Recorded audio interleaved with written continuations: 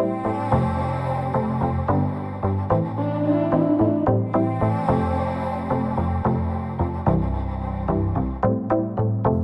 babe, welcome back. This has been something that I was asked to do back over a year ago, and then I wasn't really doing YouTube. And since I've picked YouTube back up, a lot of my friends said, why don't you go and do this? So I've got half an hour, I've got makeup on, so I thought, well, let's do this now. If we've never met before, hello, my name's Katie. It's lovely to meet you, Bestie. I am a single mum of teenagers, both with health issues. I'm in my something 40s, and I've come back to start my YouTube channel just because I'm in a season of my life where I'm figuring things out a little bit more alone than I ever have been before. And so I'm hoping to take you guys with me, make some friends along the way, and just document what my life looks like as I do more things solo. It takes me back really, really nicely to what I did last year. So if we've never met before and you're not friends with me on TikTok or Facebook, 12 months ago to the week, I went out to Turkey and had plastic surgery. So trigger warning for anyone that doesn't want to hear this. I know that the concept of plastic surgery can be very polarizing for a lot of people. Some people agree, some people disagree. The talk of surgery. So trigger warning right there. This is not the content for you. That's absolutely fine. I made Disney videos. You can go and watch them, babe. 12 months ago, I flew myself, all by myself, out to Turkey to have elective plastic surgery. Now, I did a whole series over this on TikTok. So if you're interested and you want to see them, like the vlogs of how it went and all my healing and all my questions, feel free to pop over there. But I thought I'd do a summary of what it's like 12 months later. Like once the healing's done, once your body's kind of got back to normal, why I did it, my thoughts on plastic surgery, my thoughts on what I did and why I did it, how I feel about it now, whether I would recommend it, grab a festive drink and let's have a chat. Firstly, why did I go and have plastic surgery? And again, I know that this is a very polarizing conversation. Many people, there's the conversation of vanity, social pressure. Initially for me, I have always had very large, I don't want to say the word on YouTube. My upper body area was very oversized, always had been since I was young.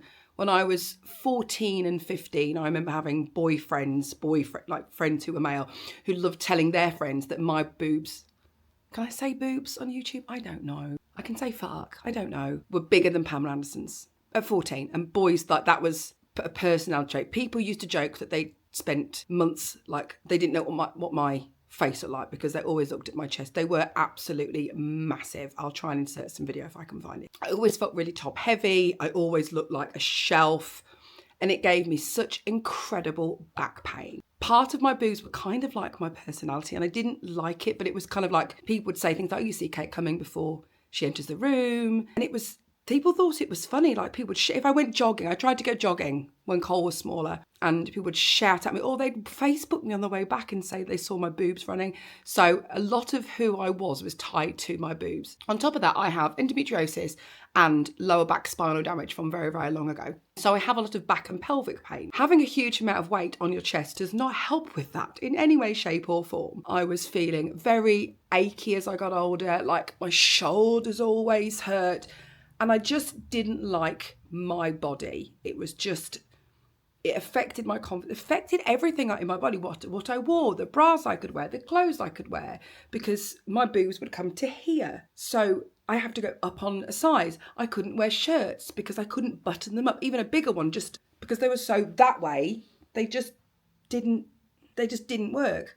Although weirdly, shirts still don't suit my body because now it looks like I'm drowning in them. So that's a thing. They were massive. They were the size of a person's head, each of them. I was given the opportunity to be able to go out and have this dealt with. While I was there, I decided to also have a tummy tuck, like a full mummy makeover. And that is when you have all of the lower skin of your body, like your mummy area, cut away, tidied up. Within that as well, I had an abdominoplasty, and I had all my muscles. I can't think of them, but I had all my muscles, my stomach muscles, from like split from having the kids years ago, when that like separates. And there's no amount of exercise.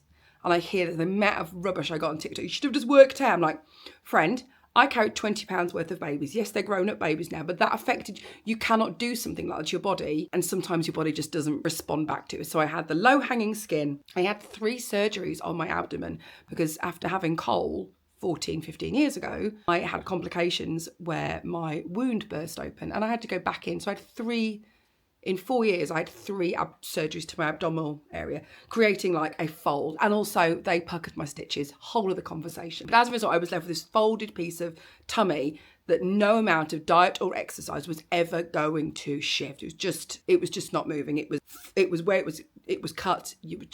You were never going to ever get rid of it. And that again really affected my confidence, because I felt like all I could see in photographs affected my back. Nothing looked nice. I couldn't wear nice skirts. I couldn't wear dresses because it just was always there. I knew what I was doing going into it, very much so. I wasn't like, oh, this is going to be like, having Botox. I was very aware this was going to be a big ass, huge undertaking. But I weighed the pros and cons and decided, you know what? I'm a long time on this earth, and I get that something could have gone wrong. I absolutely understand that. I'm a long time on this earth, and I'm a big believer that these procedures and treatments are around. So if you live life being wrapped up by the self-awareness of something that bothers you, you have the opportunity to go and fix it. And please don't think I'm just saying, politely, go off and get plastic surgery. It is a huge undertaking. It was a massive surgery. Under no misapprehension, this was going to be a sucky thing to go through. But I knew the long term of why I was doing it made more sense. I was having my muscles in my stomach repaired. I was having all my lower skin cut off on my tummy. I was going to have liposuction and a breast reduction, uplift and implant, potentially, if they thought I needed some shape, because they didn't know what would happen once they reduced them. A year ago this week, I flew out to Turkey.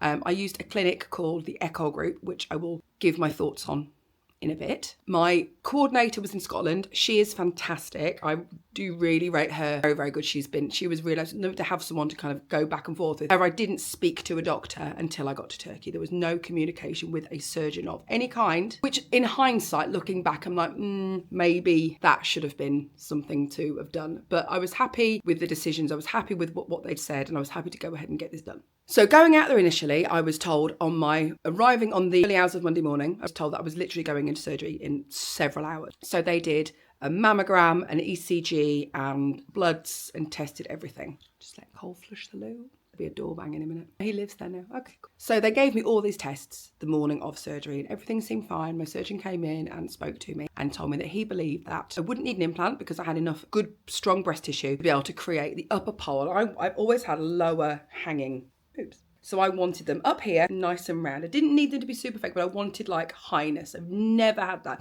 Always had a pear drop shaped chest. Like if I'm going in, I'm doing it properly. This is what I want. I'm also in my 40s.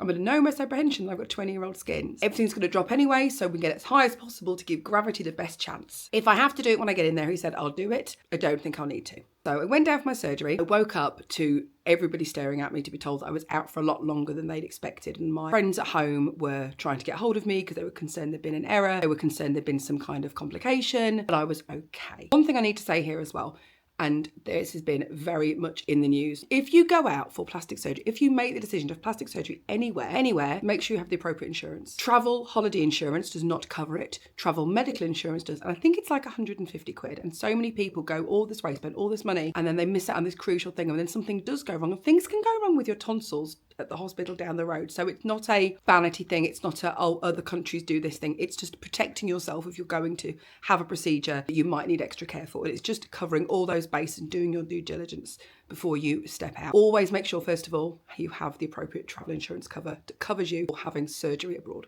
So I woke up and my post actually came, my memories yesterday, saying, can confirm, tiny boobs, lots more than I wanted. I woke and went, these don't feel right.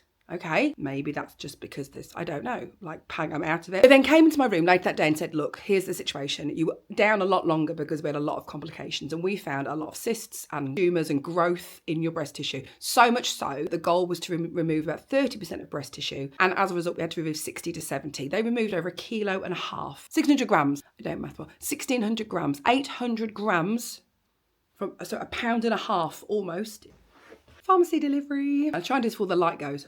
They had to take out way more breast tissue than they thought, way more. And as a result, couldn't do implant because they were down a lot longer. At the time, obviously, I was a lot out of it and I was like, okay. And they very much said to me, look, you will probably need to come back for a reconstruction. This is probably not the final look that you wanted to go for. However, safety is key. Your health is key. What we've done here is pivoted to do what we needed to do. We've got it out. We'll get a biopsy. 6 months from now, we can talk about what our next plan is. Like, great, fantastic. I wasn't very happy with my boobs from the get-go. Even when they were swollen, I was like, They didn't look like I wanted them to, but I was given that information, so I kind of parked that and thought about it. Now, my lower stomach was a mess. Not in a bad way, just I was cut open like a mango, and rightly so. They had been folded as a result of like 3 cesareans in essence. They'd also taken 10 pounds of liposuction to even me out and repaired my stomach muscle. So I was rough. 48 hours, I couldn't stand, I would say. I was corseted up, I was on catheters. The hospital, to be fair, the staff were fantastic. There was 1 or 2 that didn't speak much English, but on the whole, they were incredibly professional, very talented medical people. And it was interesting because I was talking to some about some of the comments I'd got on Facebook about, they're all butchers, they'll put you in the bath and, steal your kidneys. And these people are like, I went to university, I studied, like, this is offensive, this is my career. And you wouldn't say that to a nurse in the UK. So that really was like interesting. But to hear that, how is that in the tree? Oh, is there a tyre in the tree? Am I just being mental? That's weird. Okay, squirrel, I've seen something. You do hear horror stories. The staff were incredible. They were absolutely fantastic. And the 1 or 2 that didn't speak so much English would bring in translators or translating apps. They were fantastic. I couldn't really stand for a couple of days. I was very much walking hunched over. I was made to they were very much come up, walking down, try and get up. And even just to walk up and down, I had drains in, full corset, catheters to some point. They were very much trying to keep me active, trying to keep me moving, trying to keep me up. So the surgery was early hours of Monday morning. I slept in and out for a day and a half. Tuesday night, they came in really, really kindly, turned the lights on really gentle. It's like, Kate, just to let you know, we've done some bloods and we're not happy with your white blood cells. They're not reproducing as fast as they need to. So we're just going to give you a little blood transfusion. And they turn the lights back down again. They put some like trash TV on for me. Like, don't panic, it's fine. Like, we were on you, don't worry. And that was quite a scary thing, but they were really good at keeping me feel calm and safe. And I've heard some real horror stories from other clinics that they walked into people and you need a blood transfusion, walked in with a card machine, which is callous and disgusting. So the fact that Ecol was able to it was all taken care of. My meds, my corset, my, food, everything was within, and also all the care. There was no additional hidden costs, which I appreciated. So I had to have a blood transfusion, and that sometimes just happens as part of surgery, which is fine. My biopsy results came back on the Wednesday, and they were, let me get this right, they were benign but precancerous. They gave me a copy in Turkish and a copy in English to take home to my doctors, which my doctor didn't give a crap about, by the way. Their words were, it's secondary care, nothing to do with us. I went, no, because I've got cysts. And they were like, no, because you had a result, it was a boob job. I was like, no, but they were found. It doesn't matter how they were found. I could have ripped my body open in a freak lawnmower accident. I don't know. They weren't interested. They were no interested in follow-up, no interested in speaking to me about it, no follow-up care. So that, again, is very, very interesting. So I'm 12 months down. I've not had a check on those cysts. No one's spoken to me. They've just parked it because in their mind, because I had it as part of elective surgery, it's not the NHS's problem. I don't know in the future what that will look like, the fact that I was riddled with cysts and tumours. Interesting, the more I thought about those cysts, it was interesting because they had done a mammogram and they had done stuff and they haven't been great at explaining afterwards why none of this was picked up. That's still an ongoing conversation, which I will come to. I had the surgery Monday morning. I discharged on the Friday and they took me to a hotel. I had a friend come and meet me, flew out to take care of me, which I was grateful for. First 5 days hospital were fine, but leaving the hospital was definitely rough. I was very sore. I'm quite good at healing. I hate having a cold, but I'm quite good at the big stuff. Even getting home, I had to go home with drains. So I was grateful to have another human being to kind of just be with me. So that was really, really good. I got home, I had another week off, and then I was back at work. I worked from home, so I was mostly working on the sofa. Bought myself a treadmill, so I was like a walking pad. So every day I was walking 10 minutes a day in 5-minute increments, just kind of build up my strength again. I had to wear my corset for about 7 or 8 weeks, I think, all in, kind of let it heal. My drains were in for a couple of weeks. Again, I had some real judgment, and that's a personal thing. That's absolutely fine. I had to fly home with 1 drain. They were happy to take 1 out and they were like, that's fine. I spoke to one person who was a medical professional I've known for a long time, and she was basically, we shouldn't have come home then. I was like, well, they do this every day. They're very happy. You just take it out when you're finished. Whether you disagree on that, that's what they did. And they were like, this is what we do and it's absolutely fine. The airline, you're fit to fly, here's you're fit to fly, you are okay. But one person just refused to kind of even tell me what I would need to do to get that done. And again, the NHS not interested, which is fine. I got it out on my own. Do not worry. It came out by accident. It wasn't supposed to. One of my other friends was going to come and help me, who's a nurse. I was like, I'll pay you. Like, I'm happy to pay. She's like, no, it's fine. I'll come over and help you. Then I messaged them when I was like, I got out the shower and I went for like a strip wash. I was in the bathroom doing something and I felt a pain in my groin and I looked down, the whole thing just fell out and I was like, okay, but there was no fluid in it. So that was fine. All my compression garments and my sports bras for about 8 weeks. I think I was feeling the most rough for about, until the drains in this house are rubbish. Come on, drains, I'm losing daylight. Woo, there we go. It was probably about week 3 that I started to feel more human. I was sleeping on my back. I'm normally a side sleeper, like I'm a little fetal side sleeper. So sleeping on my back was difficult. Also, never able to sleep on my front, which I can now, which is very strange. Quite tired. I think I went out to see friends like week 3 in January. wore some jeans, felt great, still the compression bras. And every day, they said every day you will feel better. And that is absolutely the case. I had a lot of swelling, an awful amount of swelling. I don't think you realise. When you have a baby, how much surgery your body's been through, because your body's been through a whole lot to reverse. When you've just had that surgery where you were fine before and all of a sudden recovering, the swelling was real. My hands, my feet, my face, experienced a lot of swelling. And then eventually I was able to take my garments off. I hate my belly button. I will not lie. It looks like a cat's backside. Not my favourite. So they reconstructed my belly button. They lifted my belly button. So let me show you. That is, without getting told off by the YouTube, that is my scar right now. You can see they cut off my tattoo. It comes all the way around there, goes lower into my pelvis, and then comes all the way back up there. So that is all, and that's my belly button. So that's a year of healing. My belly button used to be down here. This is very, very strange still. You can see I have a slight muscle line. I've done not a lot of muscle work, lots of walking this year. So that's a year's worth of recovery on so tummy tuck is fine, happy with that. The scar is big, but I knew it was big. But for me, the trade-off was I had this hanging piece of body that just wasn't going anywhere. I am happy to live with a big scar that looks like I was cut open like a mango, as opposed to this big fold of flesh just affected my body and my mindset about clothes and made me really struggle to kind of enjoy clothes. And I love clothes so much. I still find it really weird having a flat stomach. Even now, like I patted my belly yesterday, kind of rubbed it because I think it was full. I was like, oh my God, it is so nice to have that done. And for my mindset, knowing that I can wear nicer dresses, I can wear tighter skirts, I can wear nice trousers without having to incorporate. And everything I wore before still fits. It just fits better. Some things, because I'm very short-waisted, I struggle because there's a lot of extra fabric. But on the whole, everything I wore, I'm still a size 16. Weirdly, I lost very little to no weight. So I had, let's do the maths on this. I had pound and a half, 3 pounds boobs. That was 1 point, that was 1.5 kilos. 3 pounds of boobs, 6 pounds of tummy, 9 plus 10 pounds of love. It's 19 pounds. 19 pounds of my body I had removed. I lost no weight. No weight. I managed to do some work in the summer, supplements and nutrition summer, and the weight came off like within a month or 6 weeks. But only that 19 pounds. So bizarre. But still to this day, all the walking and the nutrition I've done this year and the supplement, like my body's nice and balanced now, but it's not going I lost the 19 from and I believe it was the supplements. I do not believe at all it was the surgery. It didn't just magically drop off. And I thought I'd get on the scales and be like, oh, I'm going to be, because physics, I'm going to be at least a little bit lighter because they've taken 19.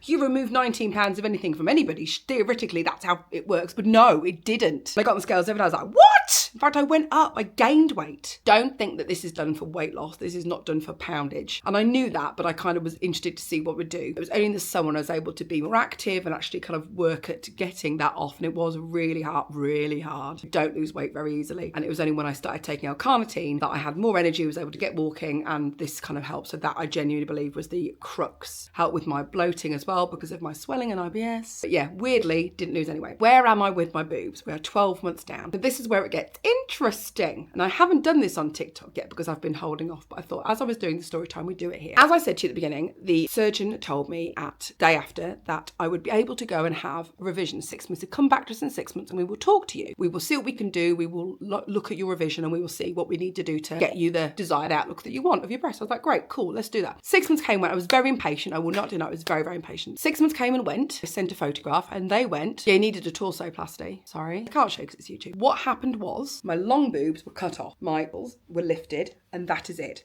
I did not receive an uplift, regardless of what they tried. There's no uplift. They literally, like they've been, if you look at old photographs, they've cut them in half and like the bottom was taken off. As a result, if you've got large chest, it comes from your armpits because it just does. I still have all the old tissue here. I don't have a flat side. And I thought that was swelling. I think when they're going to do a reduction, they're going to do that. No. So they literally have just cut the bottom half off, reconstructed the nip, and that is it. That's arm fat. I'm like, no, it's not arm fat, it's breast tissue. You can see it. I've spoken to everybody, spoken to so many people who've got larger boobs, who have had jobs, who have not had jobs. Like everybody who has big boobs, their boobs start from their armpit because you just get that natural fold and it just kind of comes from here. It's not skin, it's just boob. It's just the way it is. They were really, really, really crappy about it. They were really crappy. And he basically said that I should have asked for a torsoplasty in the first place. I said, this is my breast. Like I showed, and I even went back to the chats and I circled all of this when I first booked. They were like, yeah, that will be taken care of. My surgeon was an absolute prick. Arif Aiden, if you're watching, thanks for nothing. And in a very dismissive call, told me that I couldn't do anything with my boobs at the time because I had such poor saggy boobs. Now you remember what he said initially? Great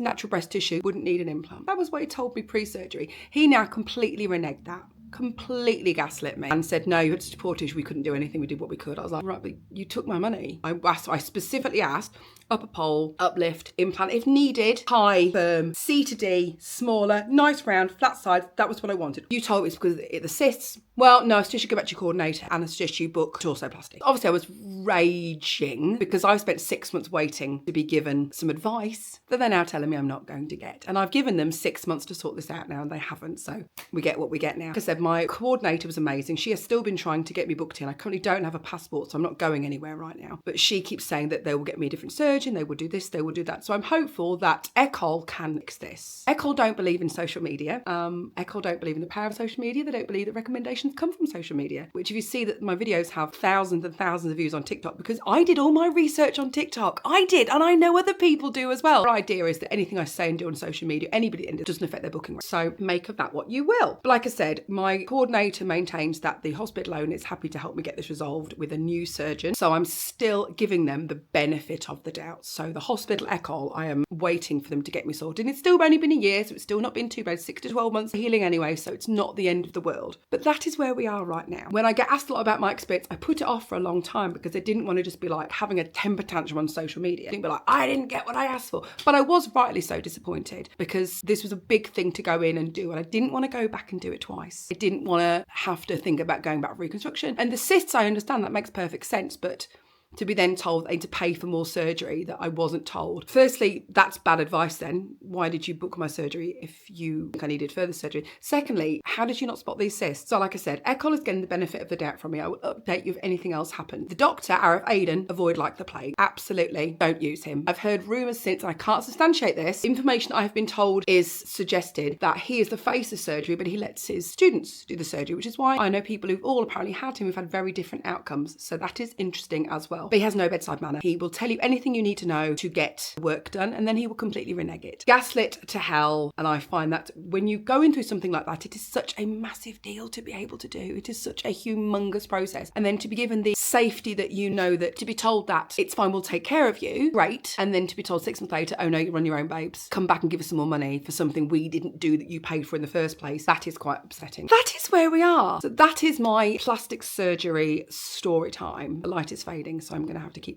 finish this up. But if you have any questions, please pop them in the comments. I am very pro-surgery, like I say. I think it's a huge thing to do. You need to understand what you're doing, fully be aware of the repercussions and the complications. But if you are struggling with something in life that's affecting you mentally, I don't think that it's the pressure of society. I think society likes to think it's the pressure of society, but it's a pressure you place on yourself. And that absolutely, but if you are not happy in something in your body, I absolutely believe that you have the facility to change it, that if you are comfortable with that and aware of the risk, you absolutely should. So I will try and put in here some of the videos from TikTok and some of my before and afters. I filmed a load of clothing videos a year ago. I need to go back and try those clothes on 12 months later. It's one of my jobs to do as well. So I hope that helps. If anyone is thinking about plastic surgery, if anyone is thinking about for cosmetic elective reasons that are not medical, do your research. Speak to a doctor beforehand. Don't discount going abroad. Know the risks. I know somebody in my social circle, she had the similar work done in the UK, just as many problems. Doctor was just as much of an absolute dingbat, arrogant, made her all the promises and then just backed up on them. So it doesn't necessarily mean if you're leaving the country to get surgery that you're going to have the same problems. But I truly believe that for me, it's helped my confidence in my life. I'm hopefully